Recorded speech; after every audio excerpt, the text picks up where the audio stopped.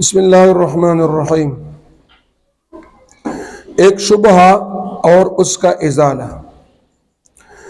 عبرت کی جگہ ہے کہ ارشادات نبویہ صلی اللہ علیہ وسلم کے ان بینات یعنی ان دلائل کے بعد بھی بجائے اس کے کہ مرزائی قلوب میں یعنی دلوں میں زلزلہ پڑ جاتا اور وہ ایک متنبی کاذب یعنی جھوٹے نبی کو چھوڑ کر اس مرزا غلامت قادیانی ملعون کو چھوڑ کر سید الانبیاء صلی اللہ علیہ وسلم کی نبوت کو اپنے لیے کافی سمجھ لیتے، ان کی جسارت اور تعریف میں دلیری اور بڑھتی جاتی ہے۔ وَكَذَلِكَ يَطْبَعُ اللَّهُ عَلَى كُلِّ قَلْبٍ مُتَكَبِّرٍ جَبَّارٍ۔ اور یہ عبرت مقام دے پکار خدا ہو کہ نبی کریم صلی اللہ علیہ وسلم دمر ارشادات دمر لوئی نو قرآن آیاتنا دمر لوئی دلائل باوجود پکار داو چې د مرزایانو پزړونو کې د قادیانیانو پزړونو کې یو زلزله راغلی وی، یریدلی وی چې هغه زمونږ خو یو دروغجن نبی باندې ایمان راوړی دی، یو کاذب او دجال او کافر سړي باندې موږ ایمان راوړی دی او هغه یې پریښی وی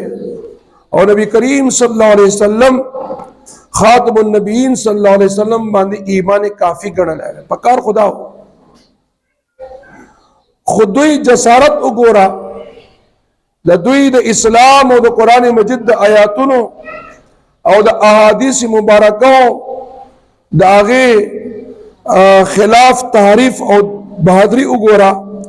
چې بجای د دې چې دی نبی کریم صلی الله علیه وسلم پورې خپل ځان تړلی وی او دا مردار او ملعون او دروغجنې پریښې وی، خو هغه یې پرې نه ښودو بلکې هغې دپاره دلایل ګوري، نو دی په یو غلطۍ کې مبتلا دی۔ ادھر حدیث میں سلسلے نبوت کے انقطاع پر یہ صاف ارشاد ہوتا ہے اور ادھر قادیانی دنیا میں خوشی منائی جاتی ہے کہ اس سے بقائے نبوت ثابت ہو گیا۔ ان ھذا لشیء عجاب، کہا جاتا ہے کہ اس حدیث میں بتلایا گیا ہے کہ نبوت کا ایک جز باقی ہے۔ یعنی پچھلے درس میں ہم نے یہ حدیث بیان کیا تھا کہ نبی کریم صلی اللہ علیہ وسلم کہ جو وحی تھی وحی نبوت ان کا انقطاع ہو چکا ہے، اب نیا وحی نیا کلام دنیا میں نہیں آئے گا الا المبشرات، مگر وہ سچے خواب رؤیائے صادقہ سچے خواب، وہ نبوت کا 46واں جز ہے، وہ ابھی تک باقی ہے اور قیامت تک باقی رہے گا۔ اس حدیث کو بنیاد بنا کر قادیانی اس غلط فہمی میں مبتلا ہے کہ اس سے ثابت ہوتا ہے کہ نبوت کا ایک جز باقی ہے، لہذا اس سے وہ نفس نبوت کا بقا ثابت کرتے ہیں، حالانکہ اس سے نفس نبوت کا بقا ثابت نہیں ہوتا۔ قادیانیان د دې حدیث نه چې دا نیک خوبونه صحیح رښتونی خوبونه رؤیای صادقه دا 46واں جز دا نبوت ته وی دین دا ثابتیږي چې بقا د نبوت اوسم لا شته دی، نبوت اوسم لا باقی دی۔ مثال څنګه ورکوي؟ مثال ورکوي جیسے پانی کا ایک قطرہ بھی باقی ہو تو اس کو پانی کہا جاتا ہے، اسی طرح نبوت کا ایک جز کا باقی ہونا خود نبوت کا باقی ہونا ہے۔ با عقل چه تیار راشی کنا او انسان دا خواہشات نفس او دا شیطان پا جال کے راشی کنا بے دا انسان پا عقل بانے پردہ راشی، وہی څنګه چې د اوبو یوه قطره پاته شي هغې ته هم خلک اوبه وایي او د ټول غټ سمندر ته هم خلک اوبه وایي، نو د جز د نبوت باقی کېدلو نه ټول نبوت باقی کېدل وای دا ثابتېږي. نو اہل دانش فیصلہ کر لیں، جس کو اللہ تعالیٰ نے عقل دیا ہے، سمجھ بوجھ دیا ہے، علم دیا ہے، وہ فیصلہ کرے کہ اس فلسفہ اور سائنس کے دور میں، یعنی اس دور جو جدید دور ہے، سائنٹیفک دور ہے، ٹیکنالوجی والا دور ہے، اس دور میں ایک مدعی یعنی دعوی نبوت کی طرف سے کہا جا رہا ہے کہ جس کو جز اور کل کا بدیہی امتیاز معلوم نہیں، وہ کسی شے کے ایک جز موجود ہونے کو کل کا موجود ہونا سمجھتے ہیں. یعنی مطلب وہ عقل مند خلق تے فیصلے ہو کی چې دی وای هغه سړی چې دعوه د نبوت لري په دروغه باندې او د نبوت دعویدار دی، هغه وای چې نبوت چې دی یعنی مطلب جز سره کل ثابتېږي، چې یو شی د یو جز موجود شي کنه نو دې باندې کل موجودېدلی شي. نو د دې مطلب خدا شو کہ نماز کا ایک جز مثلا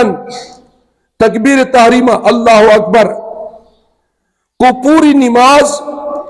اور وضو کے ایک جز مثلا ہاتھ دھونا کو پورا وضو کہا جائے.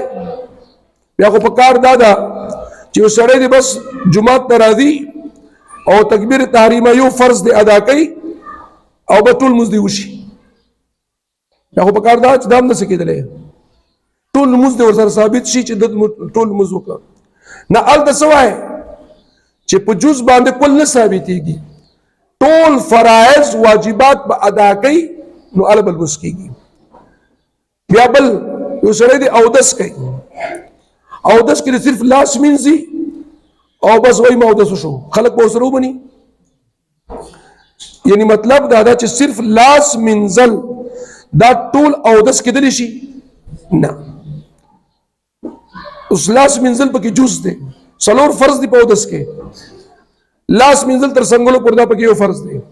نو په یو فرض ادا کولو سره دا درې وړه فرایض ادا کېدلی شي؟ نه. اچھا اسی طرح ایک لفظ اللہ کو پوری آزان، اگر کوئی لاؤڈ سپیکر میں یہ کہے اللہ اکبر اور بس بند کر دے کیا اذان ہو گئی تو لوگ اس کو اذان سمجھیں گے. اسی طرح ایک منٹ کے روزے کو ادائے روزہ کہا جائے. صبح صادق سے لے کر غروب آفتاب تک روزے کا وقت ہے، اگر کوئی ایک منٹ روزہ رکھ لے اور پھر اس کے بعد پانی پیے کھانا کھائے میرا روزہ ہو گیا، لوگ اس کو مانیں گے؟ یعنی مکمل روزے کا ثواب اس کو ملے گا یا ان کا مکمل روزہ ہو جائے گا؟ نہیں ہو جائے گا. لہذا معلوم ہوا. اسی طرح اسی طرح ہم کہتے ہیں کہ اگر قادیانی نبوت کے یہی برکات ہیں کہ کسی شے کے ایک جز کے وجود کو کل کا وجود قرار دیا جائے اور جز پر کل کا اطلاق درست ہو جائے تو پھر ایک ان کو پورا مکان کہنا بھی درست ہوگا. اگر نبوت کے ایک یو جز موجود سرا کچیرت د نبوت یو جز موجود سرا کل نبوت ثابت ولا شی نو بیا خو پکار د چې وخت کېدا په پلاټ کې هوای کور به جوړ کړ لا ټول کور دی راځه وای خلا خلک به وي پلاټ کې دی وخت یې کېدا اور باندې خرڅه کور کوم دی حالانکه دا وخت د ټول مکان جز دی کنه نو چې دا وخت ټول مکان جز شو نو ټول مکان ورته نشي ویلې. کچېرته د قادیانانو دا خبره ټیک نه په کار دی وخت دا ټول کور ویل شي. اسی طرح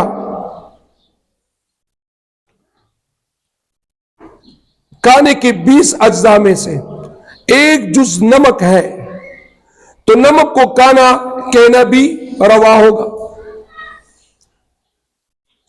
سرائے سالن پکائی، ایک آدمی سالن پکا رہا ہے، اس میں ٹماٹر بھی ڈال رہا ہے، پیاز بھی ڈال رہا ہے، مسالہ بھی ڈال رہا ہے، نمک بھی ڈال رہا ہے، گھی بھی ڈال رہا ہے،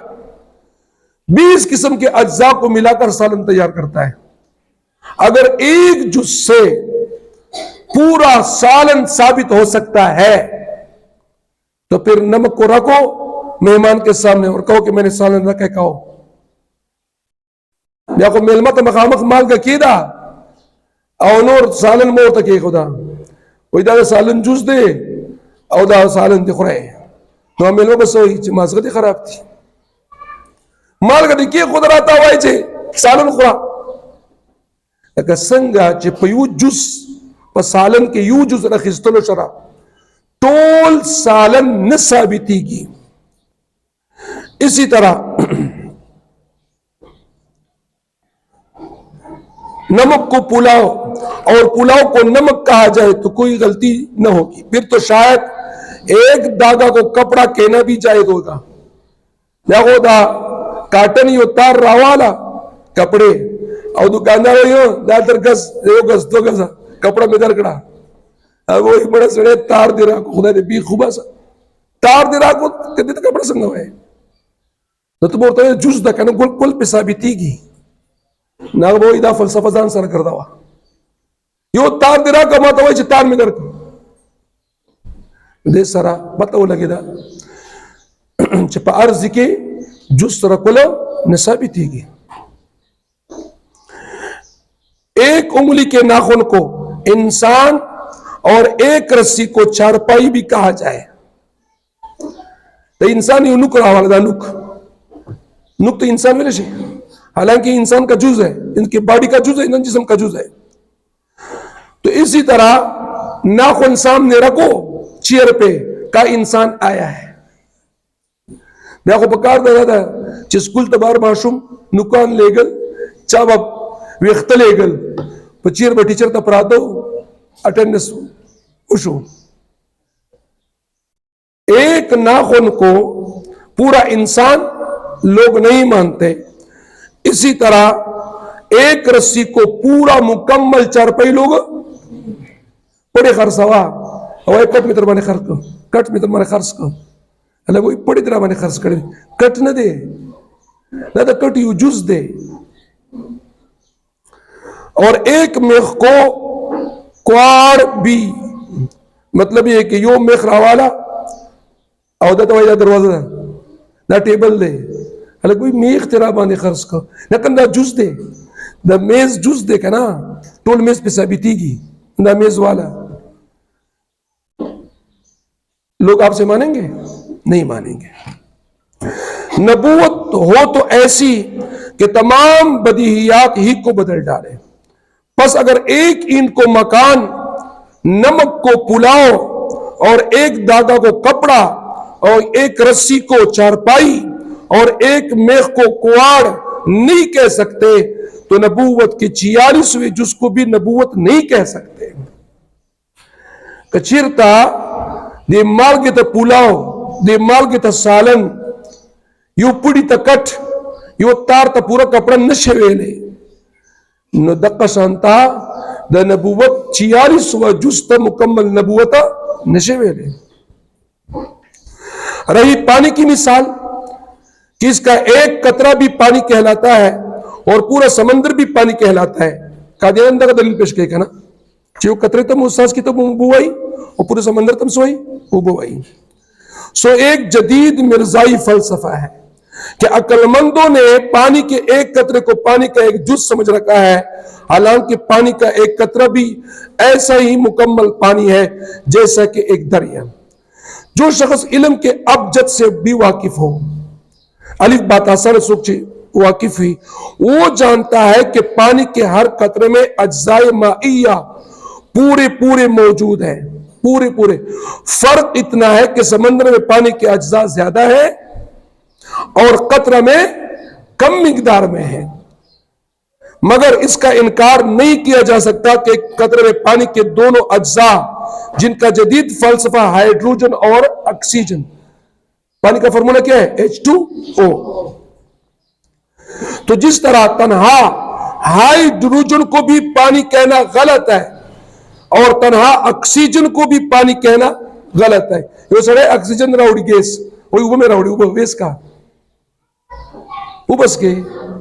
وہ بورتا ہوا ہے ہائیڈروجن گیس راوڑو زاللہ ہاں اگے واچا وہ بطل کے لاؤس کا وہ میں راوڑی دی خلق بورد چوبت راوڑی دی کرا گیس پہ راوڑی دی گیس پہ راوڑی دی.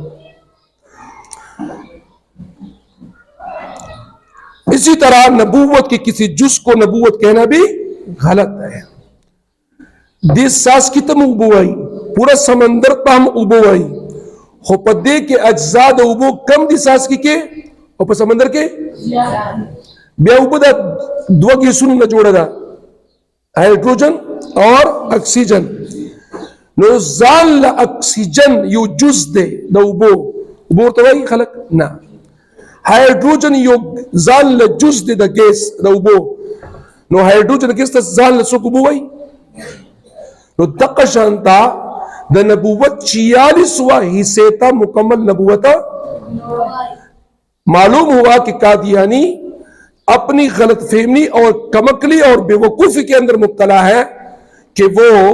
46ویں حصے کو پورا نبوت مانتے ہیں. لہذا ان کی باتیں غلط ہو گئی اور ایک جز سے